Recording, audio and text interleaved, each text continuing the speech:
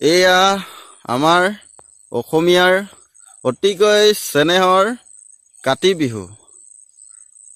সকলো ৰাইজে আজি পথাৰলৈ আহি এগছি চাকি জ্বলায়, যাতে ধানবোৰ ভাল হয় বুলি। এই বিহুটিত সকলো অসমীয়াই ঘৰৰ লগতে পথাৰতো এগছি চাকি জ্বলায়, যাতে পথাৰখন লগতে ঘৰো আনন্দৰ সুখ শান্তিৰে থাকিব পাৰে।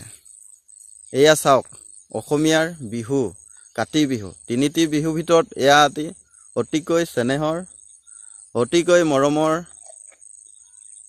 বিহু, যাক নেকি কয় কাতি বিহু অৰ্থাৎ খঙালী বিহু। পথাৰখনো চাওক ৰাইজ, কিমান সুন্দৰ এটা পৰিৱেশ হৈছে, কি মজা।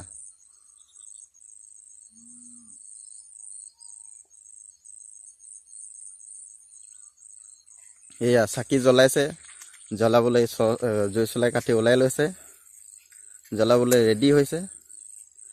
কাতি বিহু ষ্টাৰ্ট হৈ গ'ল বৰ্তমান। এয়া চাওক, দুগছি চাকি জ্বলাইছে, খুঁটি গাড়ী।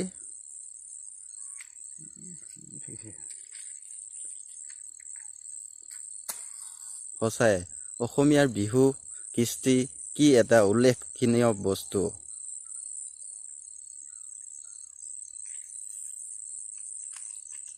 সমাপ্ত হ'বলৈ হৈছে কাতি বিহুৰ আমাৰ এই পথাৰৰ ভ্ৰমণ, আৰু বেছি সময় নাই।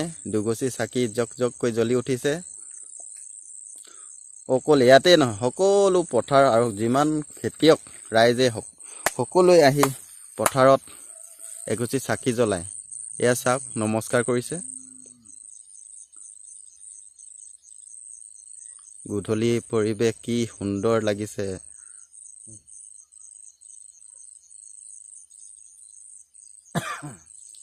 এই ৰেডি হৈ গ'ল, শেষ কাতি বিহুৰ সমাপ্ত। এটি সৰু ভিডিঅ' বনালোঁ।